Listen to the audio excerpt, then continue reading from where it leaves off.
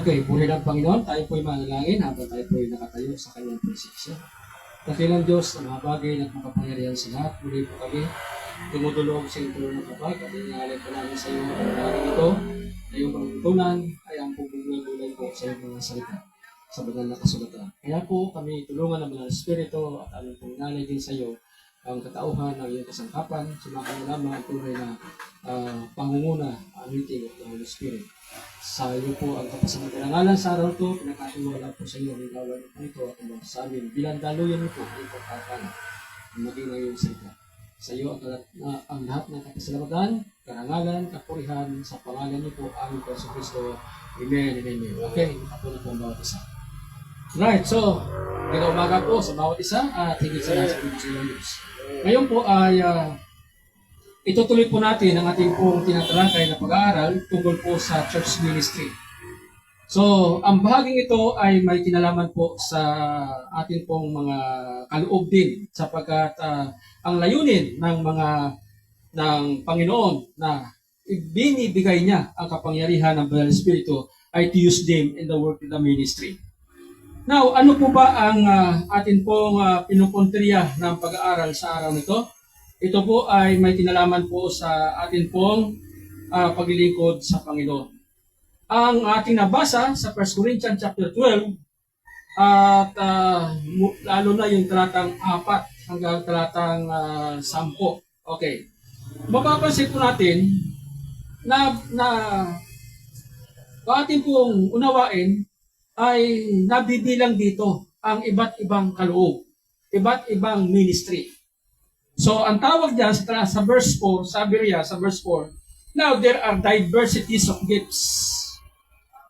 Iba't ibang kaloob. Okay? So, kaya nga si Pablo, tinutulong na sa church. Bagamat ang iglesyang ito ay bago pa lamang sapagkat ito sabi ko nga, ang background ng Corinto ay pagan. Sila ay mga paganong tao.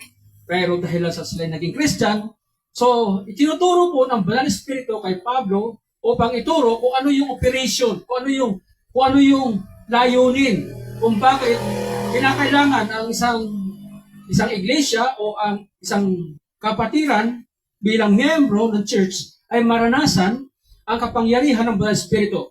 Ito ay mangyayari lamang kung ating pong maranasan ang bautismo sa Banal Espiritu.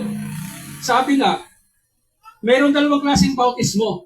Ang unang bautismo, yan yung baptism in water and repentance. Yan po ay pagsisisi. Yan ang tatak ng kaligtasan. Na sabi ng Pastor kasi gawin natin to, sabi niya kay John, upang matupad ang buong katuwiran. So, ibig sabihin, law of righteousness. Ang pangalawang bautismo, ito yung bautismo sa Banal na Espiritu. Ano naman ang layunin ng bautismo sa Banal na Espiritu? Ang layunin ito to equip, to empower those in the ministry, those members who are serving the Lord. Ang layunin po ng bautismo sa Banal Espiritu ay upang maging kagamit-gamit ang isang Kristiyano. So ang tanong, paano kung hindi maranasan ng Kristiyano ang bautismo ng Banal Espiritu? Ano ang mangyayari? Hindi ba siya maligtas? Siyempre sa kanyang kaligtasan. Kaya lamang po, when it comes to the ministry, kumbagay hungkag. Ano ibig sabihin? Hindi siya seryoso, hindi siya masyadong, wala siyang commitment, wala siyang enthusiasm, kumbaga sa kanya pwedeng gawin, pwedeng hindi. Yun, gano'n. At unlike doon sa nakakaranas ng bautismo ng Banal Espiritu, na empowered sila ng Banal Espiritu, iba. Nasa kanila yung commitment, nasa kanila yung pagiging decisive, yung decision nila, talagang kumbaga, ano man ang mangyari, whatever it takes, what comes my way, and whatever. Yan. Papatuloy sila sa paglilingkod sa Panginoon. Bakit kaya ganon? Kasi nga, di ba, sabi ng ating nabasa ng nakaraan, sa isang bahay ay may iba't ibang kasangkapan. Sa bahay ng Diyos, ang tinutukoy doon, church, may iba't ibang kasangkapan. Kinakailangan, bawat kasangkapan ay maging kalugod-lugod and gives honor to the master. Walang ibang master sa household of faith kundi ang ating Panginoong Hesukristo. So, bawat kasangkapan ay dapat kagamit-gamit. May mga ginturon, mga pilak, mga hindi nasusunog ng apoy. At kung kutsilyo man ang pag-usapan natin sa pangkaraniwang buhay natin o kaya yung mga itak, yung mga bulo, alam mo yung mga farmers, hindi sila gagamit ng mga itak, mga kutsilyo na walang asiro, walang subo. Ngayon, para magkaroon ng subo, ang itak o ang kutsilyo na ginagamit ng mga magsasaka, kinakailangan dumaan sa apo yan. Dapat yan i-forge, subuhan sa tubig at sa apoy. Ayan. Para panlaban, may laban siya sa matitigas. Pamutol ng kahoy, panabas ng kung anuman, sa bukid, lumalaban yung talim niya. Bakit? May subo. Dumaan ang apoy. Ano ang ibig sabihin? Ang isang tao na member ng church, maging lingkod ng Diyos, mga pastor, kinakailangan makaranas sila ng apoy ng banal na espiritu para sila isubuhan. Para magkaroon ng empowerment to the work of the ministry. Kasi kung wala, maduduwag ang tao. Kaya may mga tendency na sila ay manlumo sa Panginoon, hindi sila makapagpatuloy kasi natatakot sila, either nanlumo sila, nanlamig sila. Why? Kasi hindi sila nakaranas ng bautismo ng banal na espiritu. So ang layunin po ng bautismo sa banal na espiritu ay upang ang iglesia ay bigyan ng kaloob. Bawat membro. Not only some. Not just some of those members na sabihin natin sila lang yung mga special na membro. No. Everyone. From the least member of the church to the leaders of the church. Mula sa leader hanggang down to the latest member o the least member of the church. Sa kalitlikang bahagi ng iglesia. Lahat dapat yan nakaranas ng bautismo ng banal na espiritu. Walang isa puwera. Yan. Na kung ipagpatuloy natin, ang talatang ito sa verse 4, sabi rito, and there are different. Sabi rito sa verse 5, and there are diversities of administration but the same Lord. Iba't iba yung mga kaloob, iba't iba rin yung mga paglilingkod. Ayan. Diversities of gifts and differences of administration. Ano ibig sabihin ito? Iba't iba yung kanilang mga galaw. Iba't iba yung kanilang mga gawa. Para hindi mag-overlapping. Hindi mo pwesto, gusto mong ikaw ay andun sa pwesto yun, hindi naman doon ikaw nakadesign. Yan. Bakit nangyayari yan? Yun yung mga tao na hindi nakaranas ng bautismo ng banal na espiritu, akala nila, yung mga ginagampanan yan, ay ano lang, yung pangarap lang ganon lang. Sabagay, sabi naman ng Biblia, dito sa katapusang verse, diba, sa chapter 12, masabi naman dito sabi rito, but commit earnestly the best gifts. Alam yan, verse 31. Pakanasain ninyong mabuti ang napaka-the best na mga kaloob. But commit, ano ibig sabihin sa commit? Nasain natin maigi ang pinaka-the best na gifts para sa'yo o para sa akin. And yet, I show you the more excellent way. Ang pagtuturo ni Pablo, tinuturo na niya kung paano ayusin ang ministry sa church. Kaya nakataba natin, nabanggit dito sa verse 12. For as the body is one, and hath many members, and all the members of one body, being many, are one body, so also is Christ. Kung ang tao ay inilalarawan ang kanyang katawan sa iglesia, ang katawan ng tao ay napakaraming sangkap. So, ang iglesia ganoon din, ang dami natin, pero isa lang tayo sa Panginoon, is one body in Christ sa local church. Ang mga membro ito, may kanya-kanya dapat silang mga ginagalawan. Now, so, kaya nga, sa ating pag-aaral na to, gaya ng ating tema ngayon, ay different administration and the ministry. So, yun yung pinupokus natin atensyon. Different administration and the ministry. Iba't ibang mga paggalaw, iba't ibang mga tungkulin sa ating paglilingkod. Mangyayari lamang ito kung ang iglesia ay seryoso, ang mga kapatiran, ang miyembro. Now, tanong, paano mangyari ito na maranasan natin ang bautismo ng banal na espiritu? Babalik tayo ngayon sa basics sa pag-aaral niya. Paano yun? How to receive the baptism of the Holy Spirit. How to feel the presence of the Lord. May malaking kinalaman yan sa worship leader. Maging sa pastor. Kinakailangan ang pastor ay anointed. Talagang yung anointing nag-overflow sa kanya. Sa song leader, lalo na. Bakit? Sila yung mga worship leader eh. Sila yung nangunguna sa panambahan. Sila yung nagli-lead how to worship the Lord.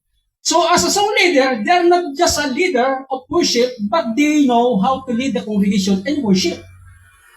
They're not just singing. They're not just performing. Yes, they are performing, but at the same time, they are ministering, leading the congregation how to worship the Lord. So ganun dapat. So, marami mga song leader na monotonous. Ang alam nila, magpakanta lang. They don't know. Kahit nga yung singing the Spirit, hindi nila alam eh. So dapat ang isang song leader, para mag-flow ang kapangyarihan ng Banal Espiritu, magmula sa pastor, song leader, MC, lahat ng partakers. Yan ay naaralan natin yan. Kung yun naalala nung tayo sa Velasquez Compound, dun sa church na yan. Doon ko na ituro yan eh.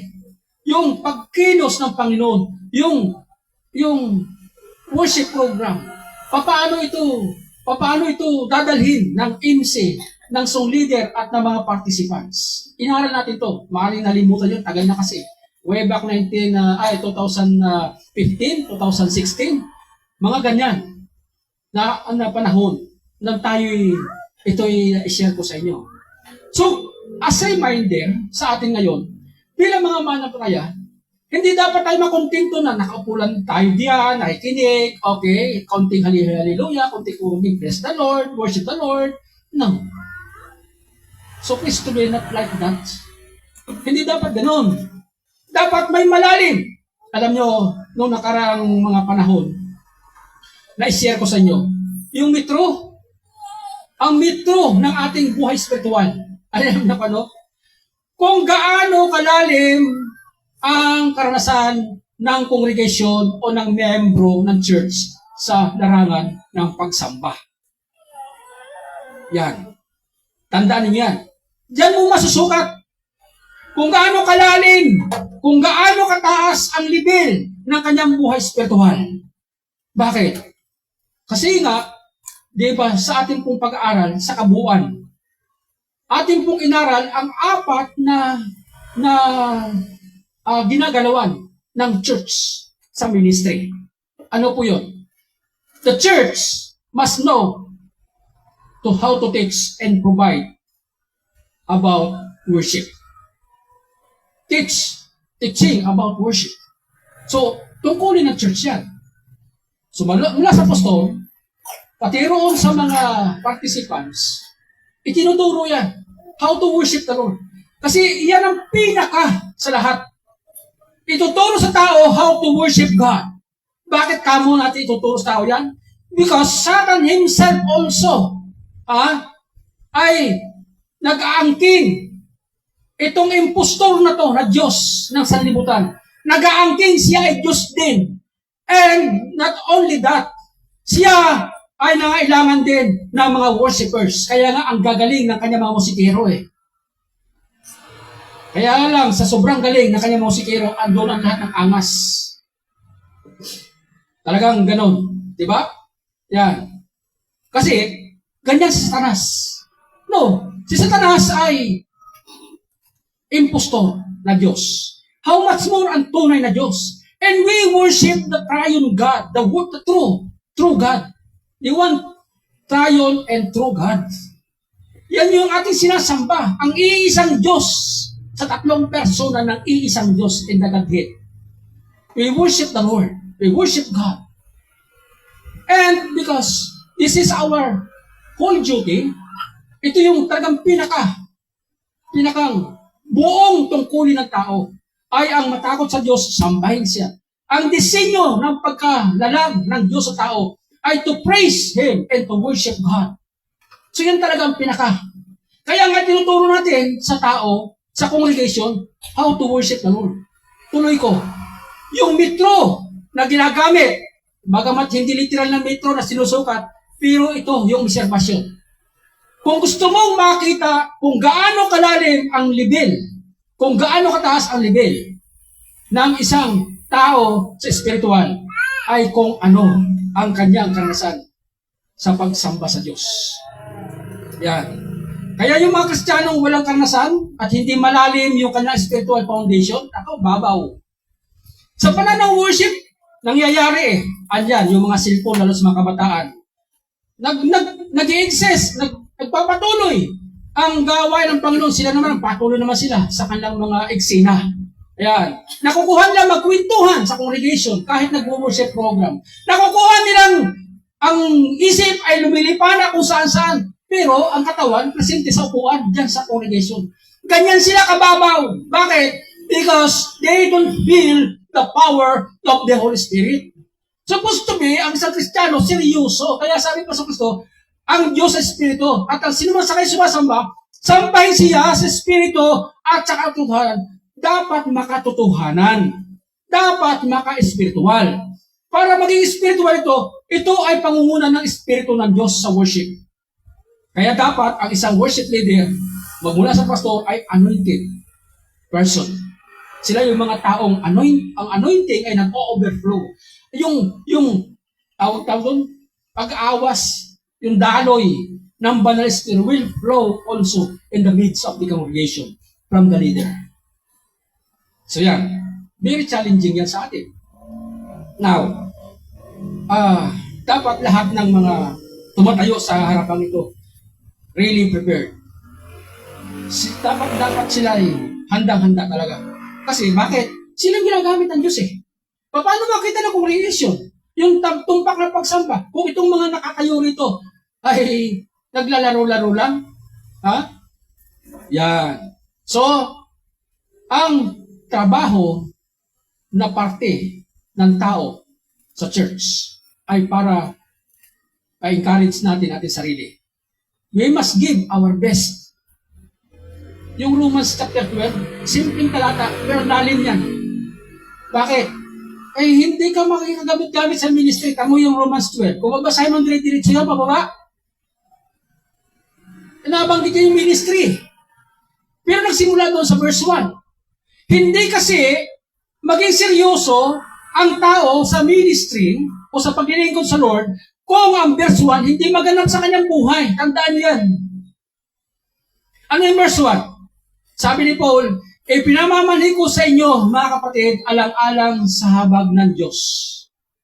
He's pleading by the mercies of God. Na ano? Present your bodies a living sacrifice. Ito mabigat to. If you're presenting your bodies as a holy sacrifice to the Lord, hindi magaang na trabaho yan. Bakit ka mo? Tuwing gawain, dapat na alerto ka. Tulad natin, ang official time ng Christ Coming program ay alas 9, ang start ng worship program. Kung ating susundin ang verse na to, dapat seryoso tayo dyan. Sharp 9 o'clock. Supposed to be, yan ang start ng gawain ng Lord. Nakukuha na kung hindi sumalilate. Bakit nalilate? Hindi sila seryoso They're not really dedicating themselves in the service of the Lord. Kung maintindihan mo yung verse 1 na yan, yung huling salita, ito yung ating karampatang paglilingkod sa Diyos. Sa ibang Tagalog, nilagay doon, ito yung ating karampatang pagsamba sa Diyos. Pero sa King James English yan, it is our reasonable service to God. Sa King James Tagalog, ang translation ay, ito yung dapat natin, karampatang pagsamba natin sa Diyos. Pero totoo niyan, ang samba diyan ay service or paglilingkod. We cannot involve ourselves in the ministry without dedicating our personal life to the Lord by presenting our holy bodies. Kaya nga sabi sa verse 1, pinamamanhik sa inyo mga kapatid, alang-alang sa habag ng Diyos na inyong ialay ang inyong katawang lupa. Hindi kailangan ng Diyos sa ating katawang lupang may bulak na sa ilong, pantay ng paa. Ano nang pakinabang ng Diyos sa iyo? Wala. Patay ka na Ang kailangan ng Diyos sa iyo at sa akin ay habang ikay may lakas, may buhay. Presenting your bodies a holy, living sacrifice. banal, kalugod-lugod sa Diyos. Ito yung ating karampatang paglilingkod. Hindi mo magawa yung ministry without presenting our bodies. Yan, ganyan sa kalalim. Ngayon, kung ang Kristiyano ay seryoso upang magampanan niya yung kanyang paglilingkod, the different ministry and operation in the work of the ministry, dapat una muna sa higit sa lahat, seryoso siya sa kanyang sarili. Kung nakukuha ng Kristiyano siya ay lagi nang mawawala sa gawain ng Lord, yan yung mga Kristiyano ang babaw ng spiritual foundation. Tandaan nyo yan. Hindi ho natin yan mapagkakaila. Kitang-kita ang ebidensya. Yan ang sukatan. Ngayon, kung ikay malalim sa Panginoon at ang spiritual mong buhay ay ang level ay malalim at mataas, ibang klase ka.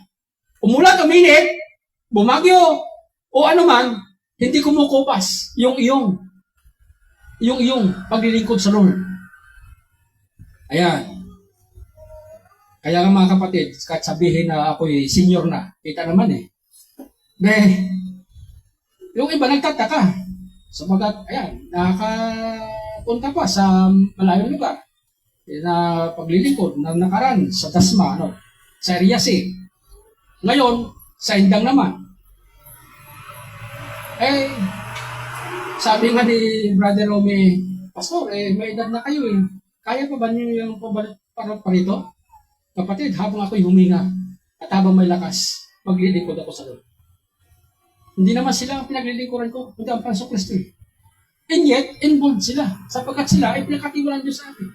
Ikaw kapatid, ano ang ministry mo? Ano ba ang tukulin mo? Mayroon bang pinagkatiwala ang Diyos sa'yo?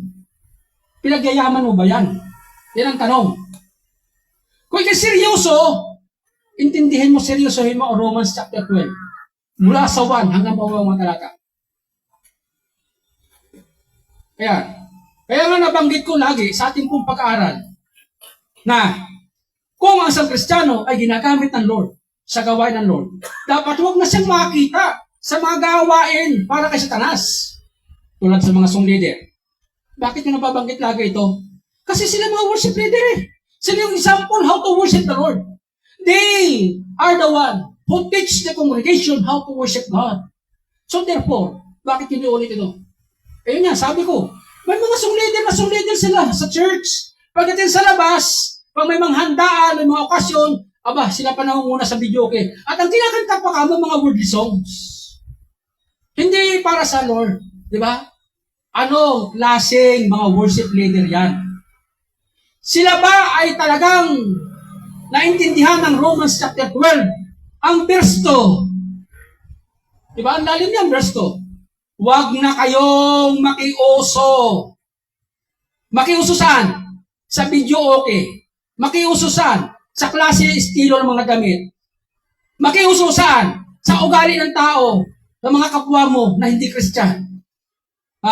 Makiuso sa ano? Sa takbo ng mundong ito. Mag-iba na kayo ng inyong mga pag-iisip. Kaya nang mahirap baguhin sa tao pag hindi malalim yung buhay spiritual. Kaya nga dapat ang church ay makaranas na ng kapangyarihan ng Holy Spirit. We must commit earnestly the gifts of the Holy Spirit. How to be filled the presence of the Lord. So we must earnestly commit. Ano ibig sabihin? Nasain natin mabuti. Nasa tuwing gawain ng Lord, mapipil natin kanyang presence. Huwag tayo makontinue na, okay, umaawit tayo, alright. Tanong, Pastor, hindi ba ito nakalugod sa Diyos yung ating ginawang worship? Okay. So, bakit hindi? Siyempre, sabi niya, pangako niya eh. Kung saan ng dalawa tatlo, nakakatipon sa kanyang pangalan, andun siya. Siyempre. Andun siya. Ang tanong, anong kaibahan? Ay, iba ang level ng mga totoong nakaranas sa kapangyarihan ng Banal Espiritu. Iba ang level ng panambahan. Iba ang level ng paglilingkod. Iba. Bakit? Kasi naranasan lang ang kapangyarihan ng Banal Espiritu eh. Iba. Walang kaibahan yun sa, sabi ko yung itak. Alam mo yung itak na walang subo, hindi nakaranas ng apoy sa subo para tumigas yung talim. Sila yung mga itak na laging hasa ng hasa. Sila yung mga member ng church lagi na pinagsabihan, lagi nang ginatagod, parang lagi na pinatapik-tapik. Parang ganun. Walang ginawa yung itak, kundi hasain-hasain kasi namumuno lagi ang talim.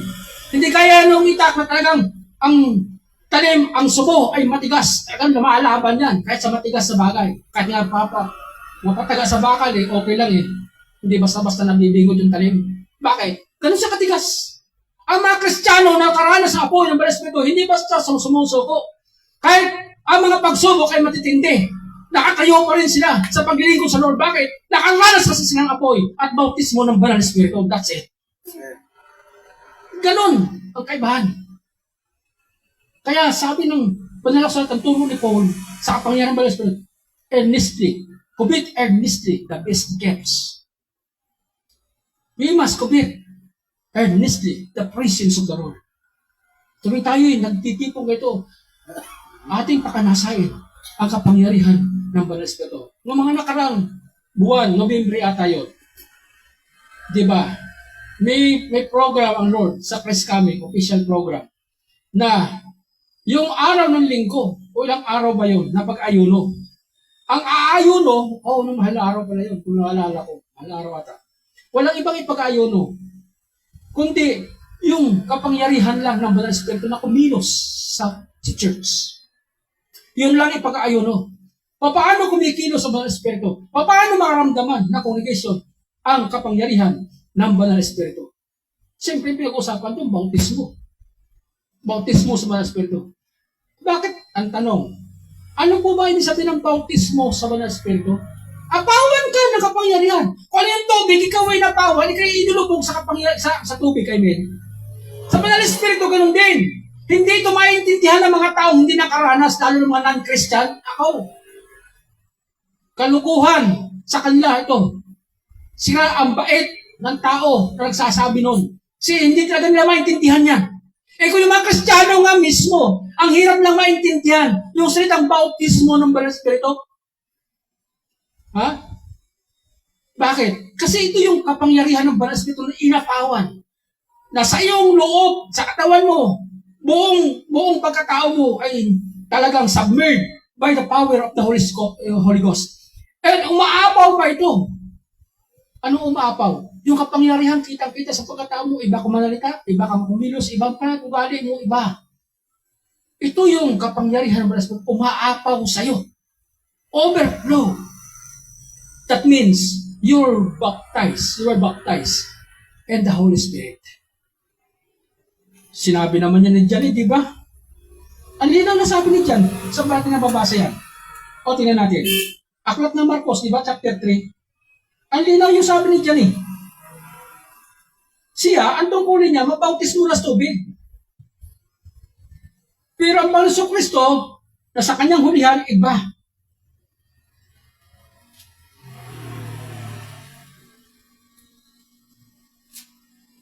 Makbayan o chapter 3 ng Matthew.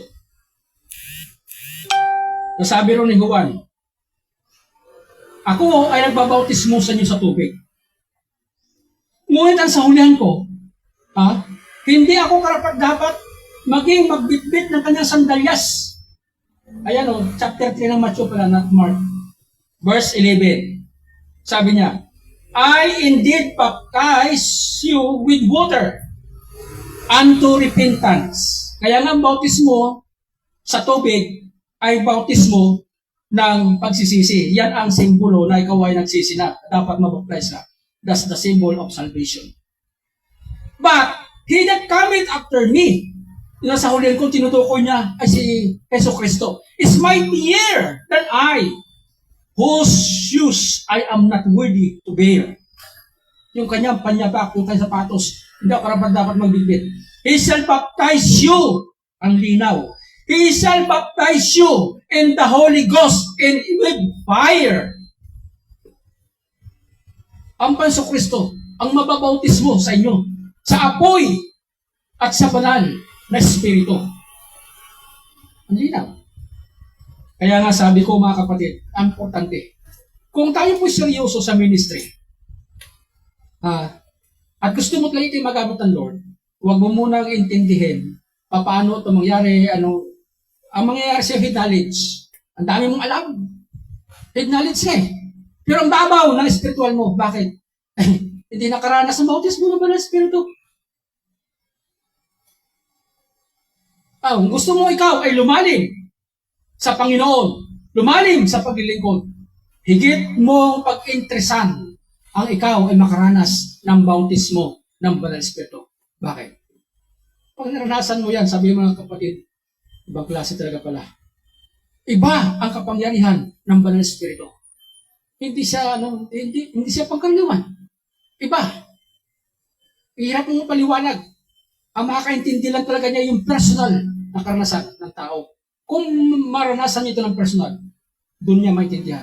Kahit aralin natin ng aralin ito, ang mangyayari lang sa atin, head knowledge. Pero yung totoong karanasan, ang babaw mo. Hindi mo talaga maintindihan masyado eh. Okay, kaya mo siyang sabihin, kaya mo siyang ituro, kaya mo siyang paliwanag. Ang tanong, naranasan mo ba? Hindi. Yan ang buhay mo.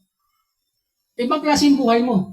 Hindi yung dapat na normal na buhay sa Kristiyano. Bakit? Hindi ka nga nakaranas ng apoy ng Banal na Espiritu. Kaya pinaglalaroan mo ang bagay na espiritual.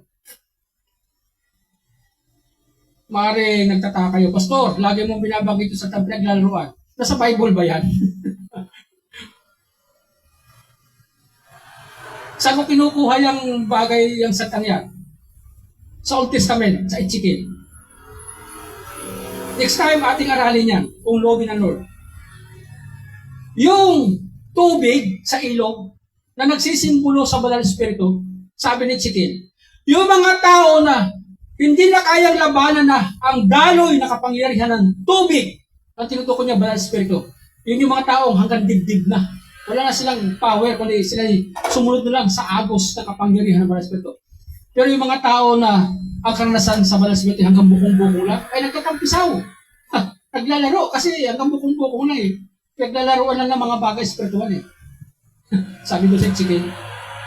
Pero yung mga tao na karanas na ng malalim, umabaw na pala, hindi na kaya paglaruan, malulunod sila.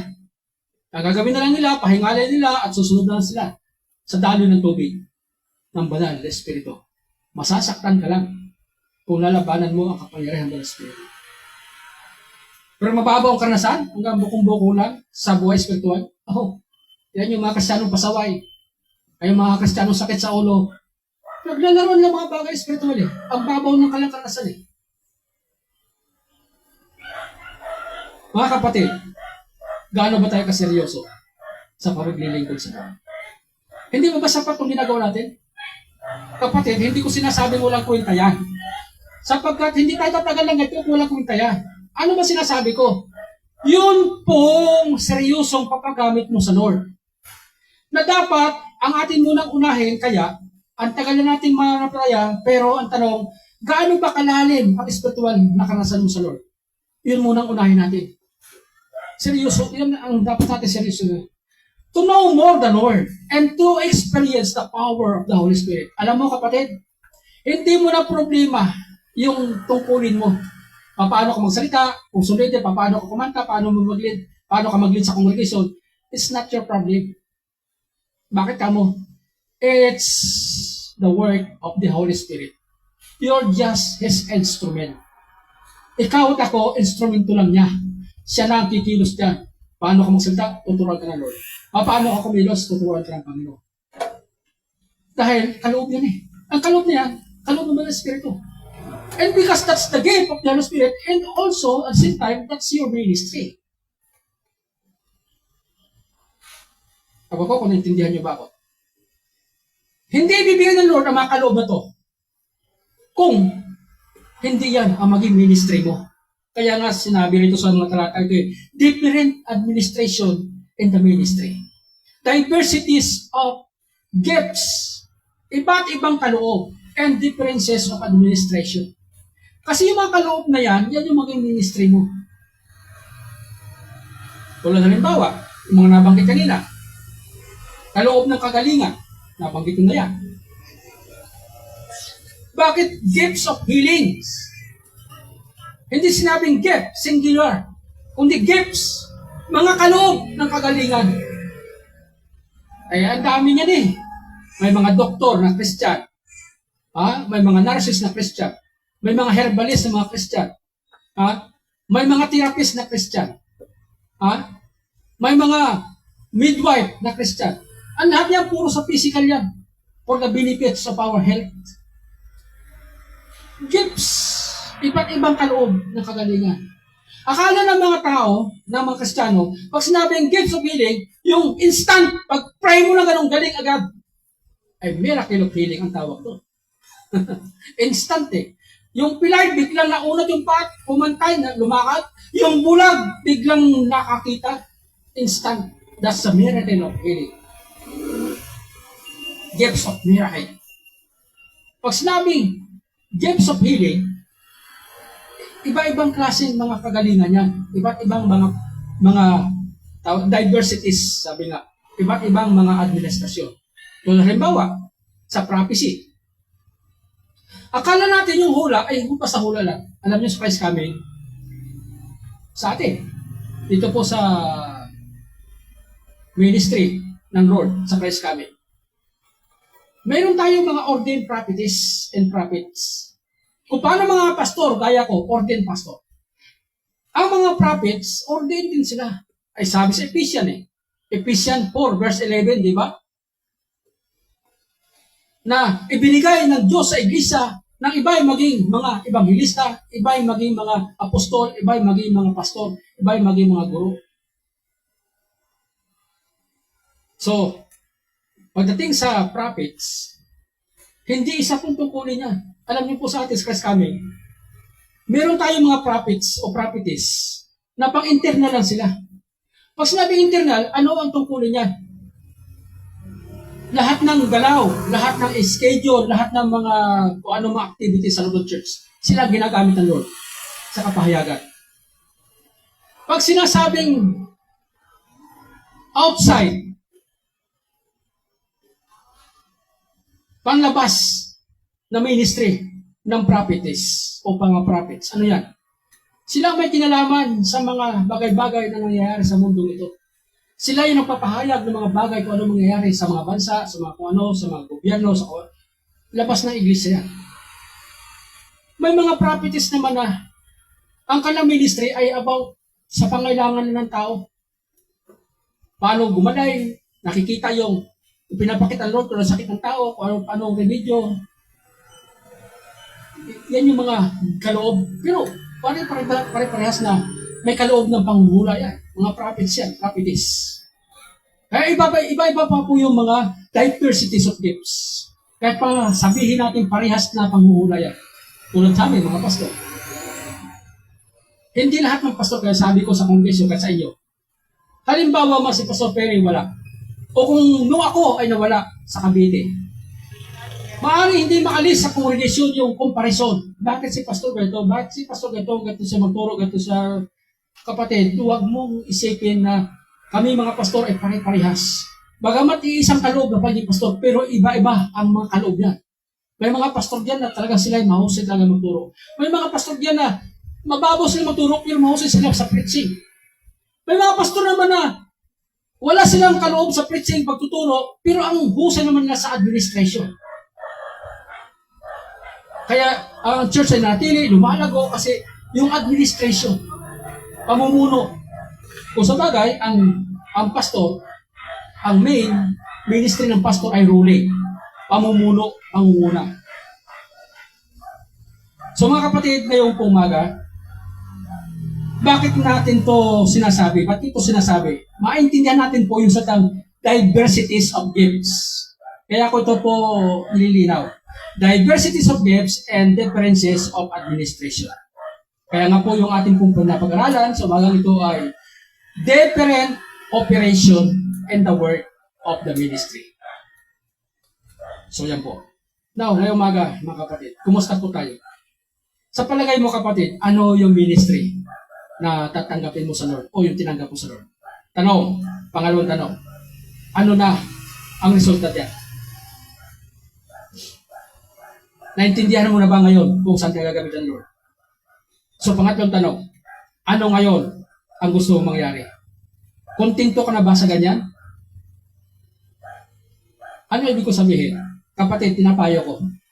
Bumalik ko kayo sa basic. Atin po munang pakanasain how to feel the presence of the Lord. How to be filled by the presence of the Lord. Mabautismohan po tayo sa kapangyarihan ng Espiritu. Mabaptize po tayo sa kanyang kapangyarihan. May tanong po dyan eh. Sabi po ng mga Kristiyano, maging mga pastor. Ano ba ang sign sa anya ng bautismo ng Banal Espiritu? Napatunay na siya tumanggap sa bautismo ng Banal Espiritu. Sagot naman ng iba. Ang patunayan niya na tumanggap sila ng bautismo ng Banal Espiritu ay they speak in tongues. May mali ba doon? Hindi naman. Tama naman, pero hindi po yan ang initial evidence. Ano sinabing initial evidence? Unang pagkakilala nila na ang tao ay tumanggap sa bautismo ng Banal Espiritu. Hindi po speaking in tongues. Ay ano? Power. Kapangyarihan. Kaya nga binigyan tayo ng Diyos kapangyarihan para magamit sa ministry. Hindi po yung anong tongue. Well, nandyan yan. Okay, nandyan yan. Pero that's not the initial evidence. Ang ebidensya po na ang tao ay nabautismuhan sa Banal Espiritu, kapangyarihan. Ye shall receive power after that the Holy Ghost comes upon you. Acts 1 verse 8. Acts 1 verse 8. Hindi sinabi yung, ye shall receive unknown tongue after the Holy Spirit comes upon you. Hindi. Tingnan nyo, Acts 1 verse 8. Tingnan nyo kung tama siya sabi ko. Hindi po unknown tongue, hindi po sa talibat bang wika. Ang usapin dyan ng tao ay tumatanggap ng bautismo ng Banal Espiritu, kapangyarihan. Tama ba ako? Padre Alvin, nakita mo? Ano nakalagay? Datapwat at tanggapin ninyo ang kapangyarihan pagdating sa inyo ng Espiritu Santo. Ayan. Hindi speaking in tongues. Baka narinig na ninyo yan. Ang pinag-uusapan ay nagdidebate kung paano ang ebidensya na ang tao ay tumanggap ng bautismo ng Banal Espiritu. Ang sagot marami ay di speaking in tongues. Mali.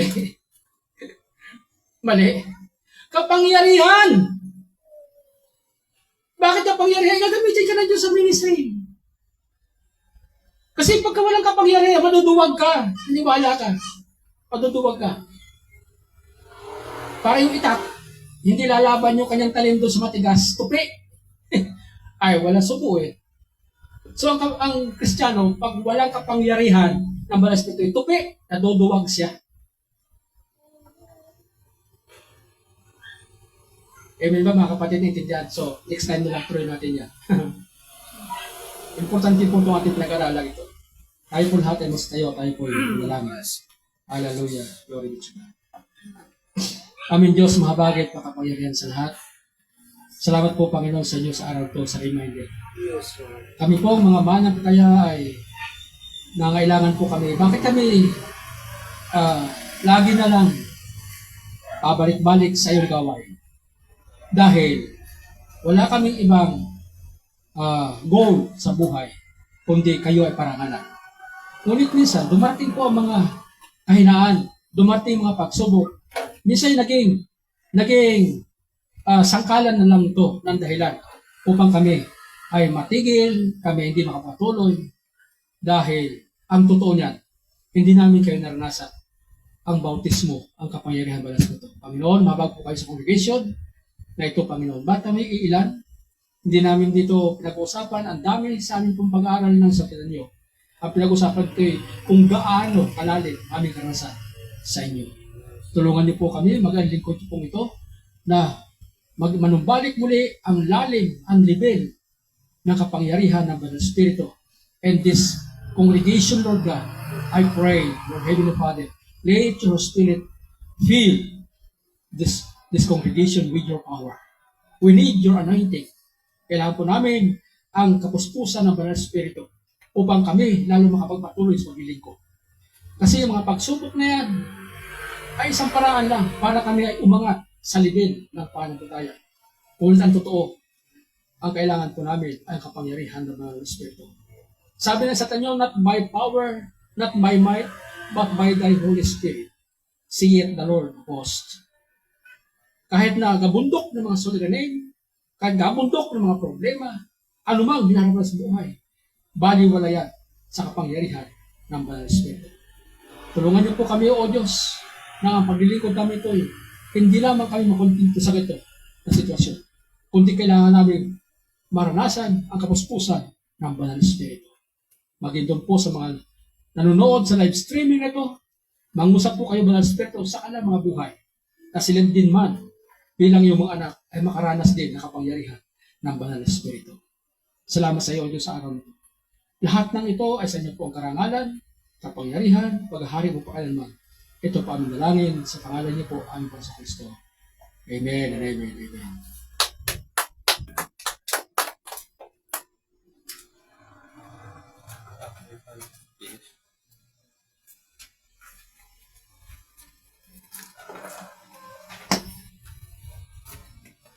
Praise the Lord. Hallelujah.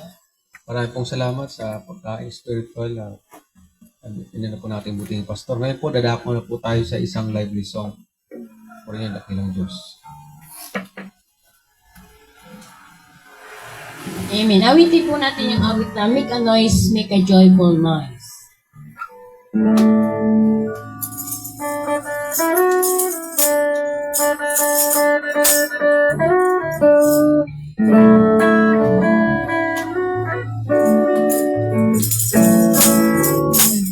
Make a noise, make a noise, make a joyful noise to the Lord, to the Lord, to the Lord again.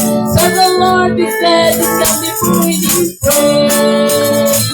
Make a noise, make a joyful noise to the Lord, to the Lord, to the Lord again. So the Lord be said, He shall be with His praise.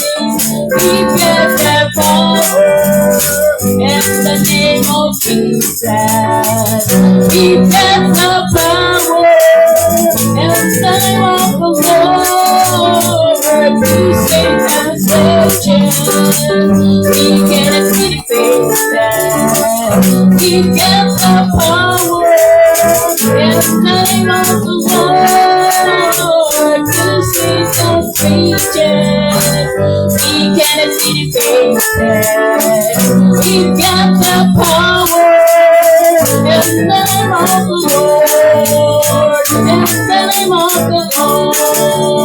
In the name of the Lord.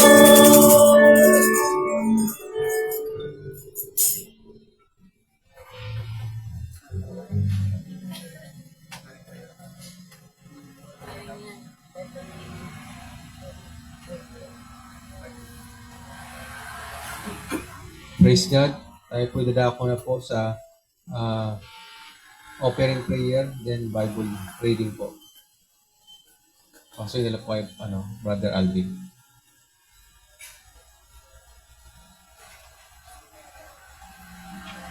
Okay. Okay, kaya.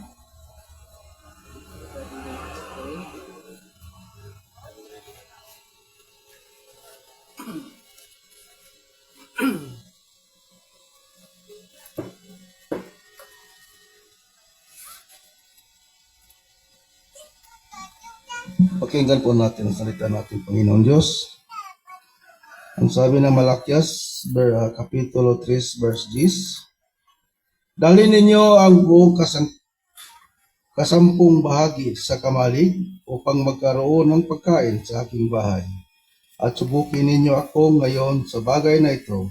Sabi ng Panginoon ng mga hukbo, kung hindi ko bubuksan sa inyo ang mga dungawan sa langit, at ihulog ko sa inyo ang isang pagpapala na walang sapat na silid na kalalagyan. Ito po ang salita ng Panginoon. Tayo po manalangin. O aming Ama na kapangyarihan ng Panginoon sa Kristo, narito po kami. Inaalay po namin ang kahit sa lupiring. Nawa ito po ay magiging pagpaganda sa aming iglesia at lalo na po makakatulong sa lahat ng mga pangailangan at activities sa inyong iglesia, Panginoon. Nawa po, Panginoon, ang lahat ng aming mga kapatiran na magapagbigay sa kahit sa lupiring. Naway basbasan niyo po at pagpapalain ang bawat hanap buhay sa bawat sa amin at sa mga oras at hindi makapagbigay. Inaalay po nila ang buong buhay at pagkatao sa iyong banal na presensya. Naway tanggapin niyo po, ito po ang aming samot panalangin sa tanging pangalan ng aming Panginoon Kristo Jesus. Amen.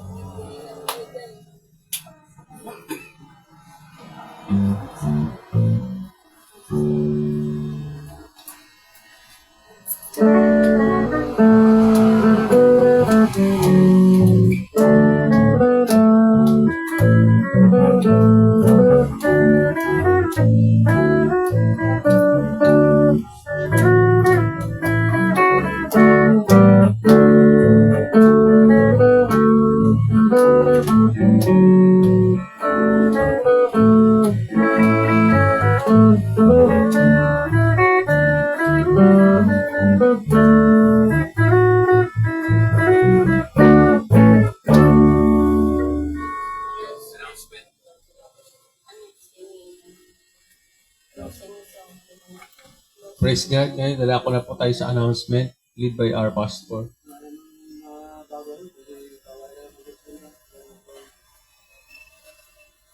Then, sundan na po tayo ng closing song and prayer. Ate po awitin yung awit na I will enter his gate with thanksgiving in my heart.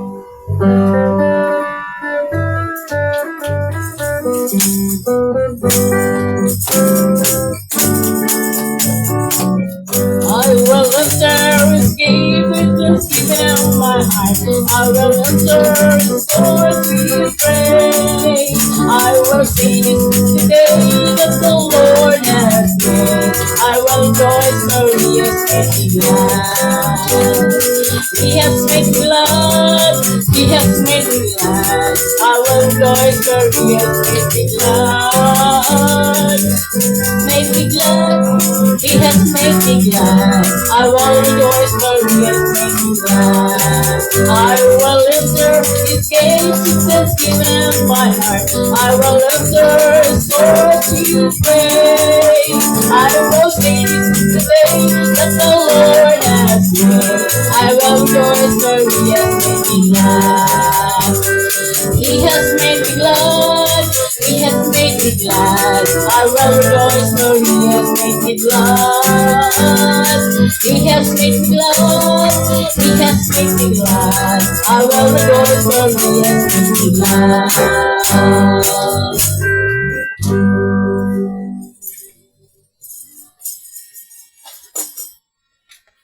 Tayo po ay manalangin. Muli po aming Diyos, makapangyarihan sa lahat. Salamat po sa inyo sa araw na to, sa iyo pong kabutihan at katapos po na iyong patuntunan.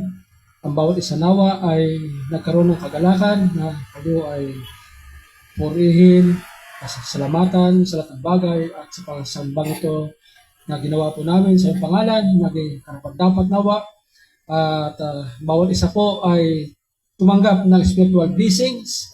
At nawa po sa pagtas mga kamay na ito, langkit po namin ang ibayong katagumpayan sa iyong pangalan. Sa loob po ng 1 linggo muling aming tatahakin sa buhay na ito, sa landas ng buhay. Kayo nawa ang siyang managumpay sa bawat isa. Purihin po kayo sa araw na ito, O Diyos. Maraming po salamat sa iyong kapamaraanan. At aming niyurakan ang pinaplano at tangkan ng Diablo sa Panginoon Kristo.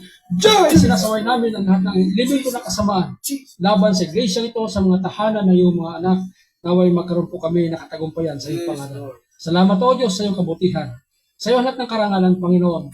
At nawa po sa pansamantalang pagtatapos sa iyong gawain, kami po ay gabayan niyo po at sangkapan ng apoy ng Banal Espiritu, aming buong katawan as our divine protection. At kailangan po namin ang covering ng banal na dugo ng Panginoon Kristo sa amin po mga sa katauhan ng bawat isa. Maging sa pag-uwi po ng bawat isa, Panginoon, ingatan niyo po sa kalang paglalakbay, makarating ng mayawalhati sa kalakilang mga tahanan. Salamat po, Diyos. Sa iyo ang lahat ng karangalan, kapangyarihan, paghari, magpakalanman. Sa pangalan niyo po ang Panginoon Kristo, ito po ang dalangin. Amen and amen. Amen. Awit po ating doxology. Sa ating mga kamay. Ang Diyos ang magpapurihan, ang Espiritu banal na mga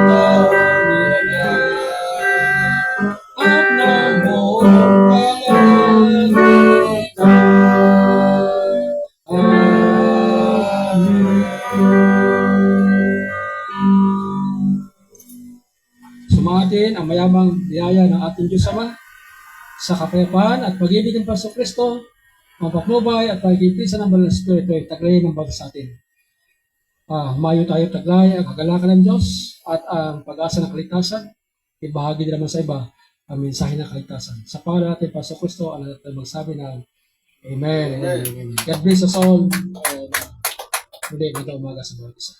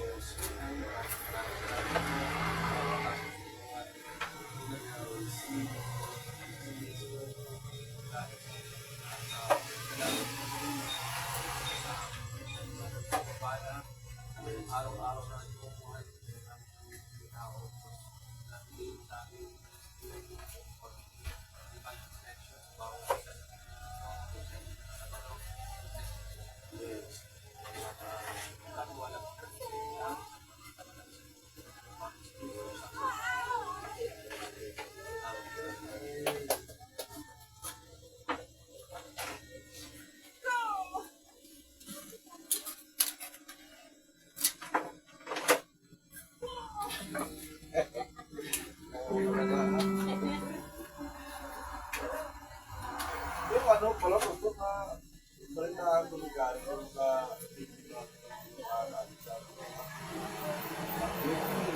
taas na pala, 50,000. Tapos doon naman sa may, nung nakuha namin number doon sa may malaki sa Gaburan ko, si Manny na nagtulak-tulak ka, kung sino naglagay doon. Di pa, ano, kasi puro tulak. Ito yung kasi ano, pag ikaw, walang hindi doon sinong bagay, sinong maharap. Gusto ka na. Sino daw maglagay doon, sabi ko, kaya tutulakan sila magkapatid eh. Wala alam kung sino ang dapat kakapit. Sino naglagay ng bread? Oo, naglagay ng bread. Tagal-tagal na rin. Hindi alam daw, nagtutulakan ng mga kapatid. Ito naman ano, hindi ko dati ito. 12,000 yun na. Hindi. Kaya sino umalis yung ano doon, sobrang taas. Hindi na kaya. Sobrang taas. Second, ano? Third floor.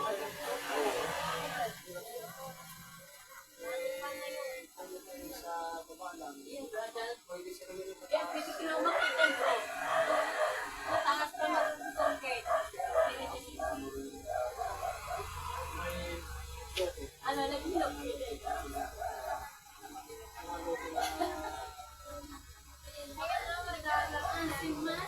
Ano mo yung kursi na person si Indo? Sinda.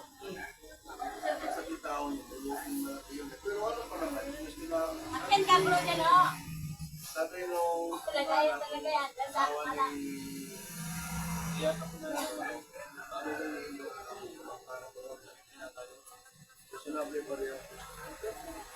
Sa gabra, kasi mga binipak yung prenta nila doon. Sa tao, binipak yung prenta doon. Isipahan na nga sila sa tabi ng pilahan. Dapat ang sipahan. Pilahan namin practice. Sa loob, malawak. Sa loob pa ka na. Pero kakausapin ko si Indo.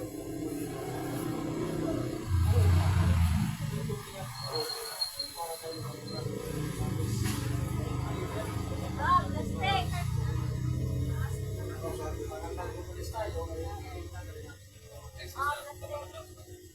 Kaya ano, kaya lang, pag nasabihin naman dito, ito po kung sabi nito dahil isa lang meron simbahan niya sa gilid na ay kasada eh. Oo.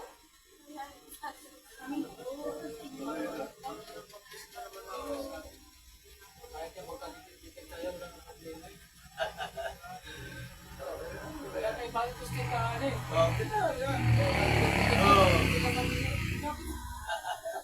Wala, yung mga customer mo, bili ko sa scrap, tindahan. Maganda ang expire. Hindi mo, ako sabihin na, Pero kakausapin ko si Indo dahil walo.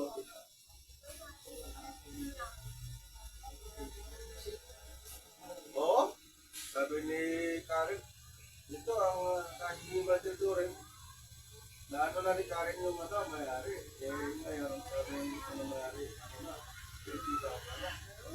Sabi ko na, sabi ko ang bigas naman. Hindi mo business yung siguro yung kanya iniisip ay pang business. Hindi naman business ang church. Pero alam naman eh. Alam na nyo, kilala na si Karen doon. Siyempre, babanggitin niya, yung church eh. Sabi niyo, Eh kung tayo ay pang business, natural tumaas na naman gano'n, mas kumikita. Eh hindi nga eh. Kaya nga ang church walang, hindi nagpupuwis eh. Kasi hindi naman pang business na yan eh. pwede naman eh.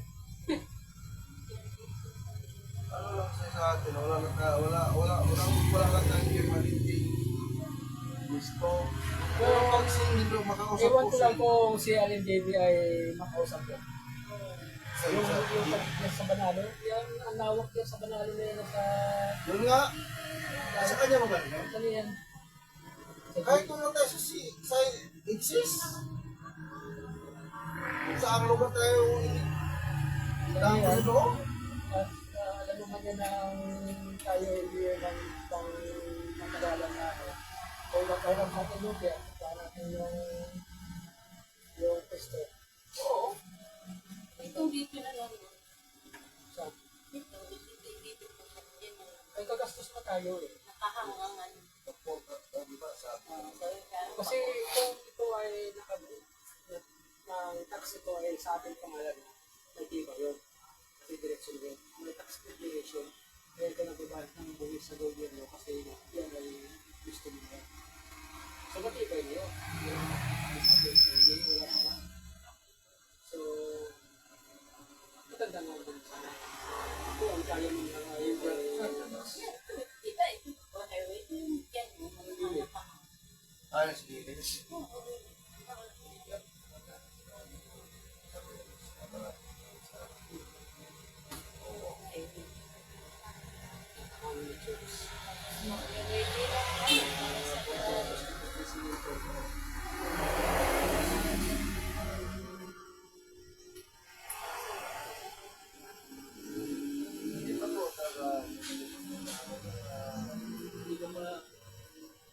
Hindi ko pa siniseryoso ang paglakad kasi.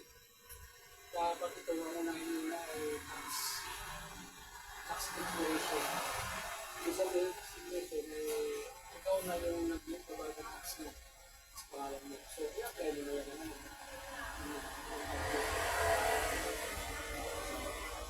Di ba yan? ay mo yan. Ano na yun?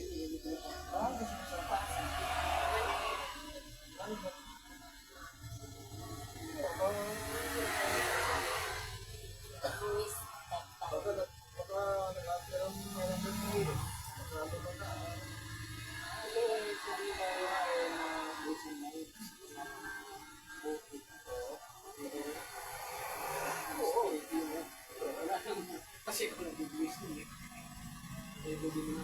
Malaki lang din talaga to. Marami to.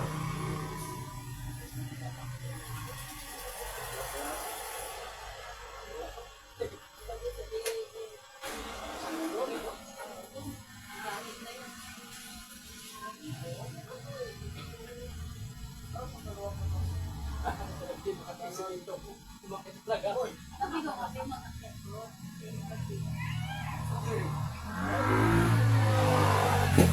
Ano talaga ba rin yan? So sila nga sila.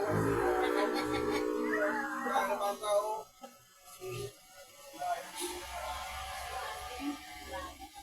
Angat mo to, angat mo. Brother si Tumatenas.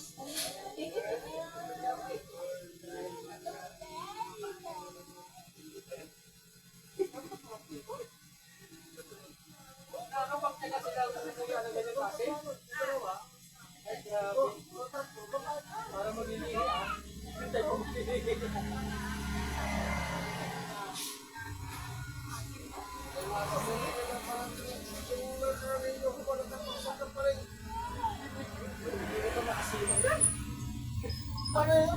Siguro ay ang ipinay wala pang problema ko.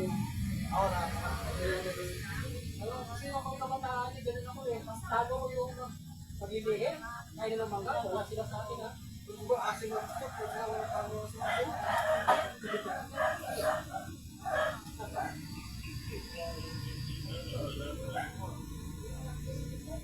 dito, wala to. Meron, nangulaklak sa ngayong Mayo pa naman yan. Marso, Abril, Mayo. Oo, ako. Ang umulaklak pa lang ako. Hindi na yan eh, mo. Sabihan na, pinugyan.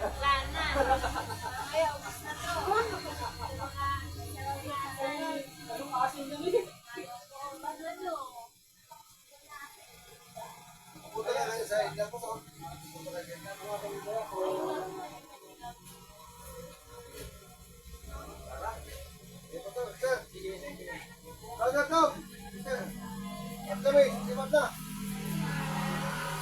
Ano ka pa, mga?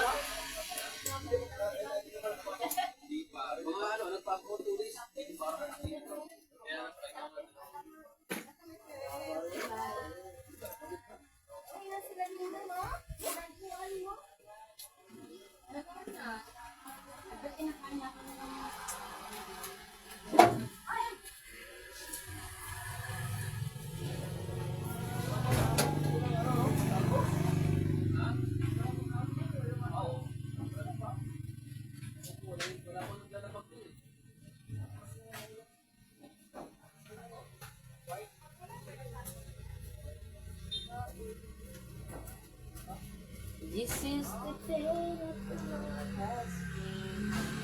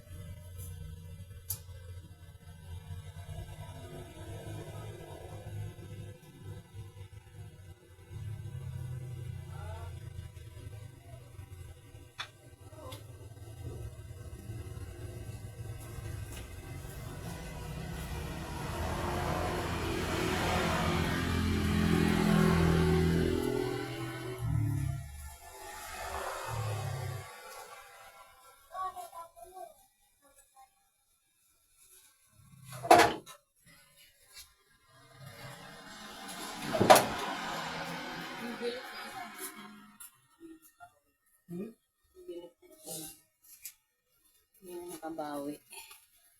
Hindi na. Matay na yun. Paano wala kasing gamot? Hindi makakain ng may gamot. Nakakabawi. Kung saan ang gamot? Hindi ko alam kung saan yun.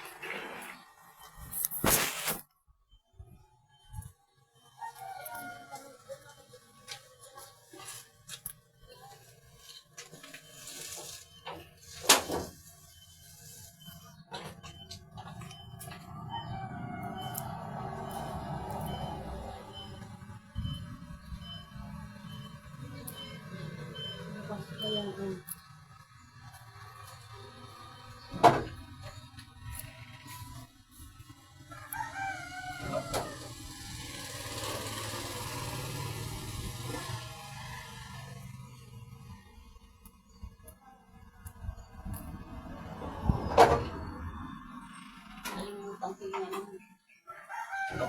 yung siya, ano?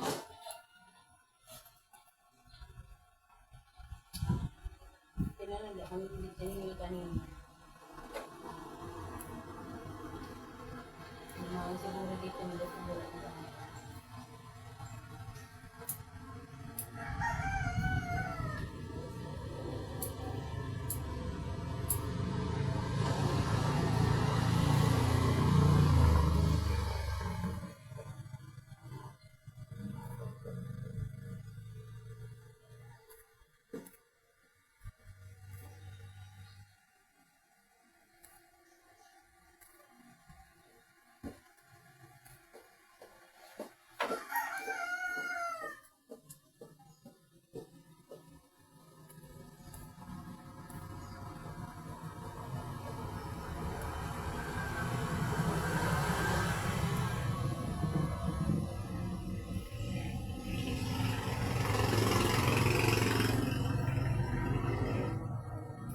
Tingnan natin.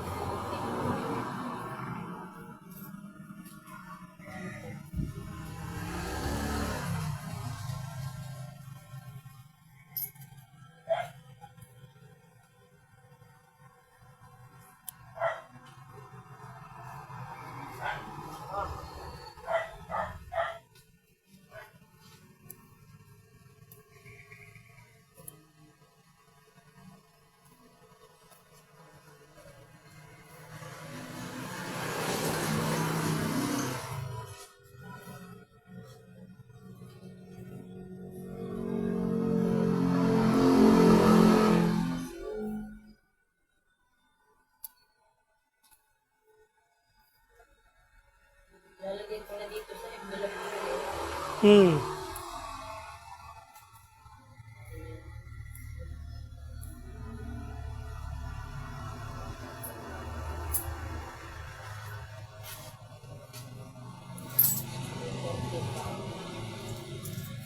Okay.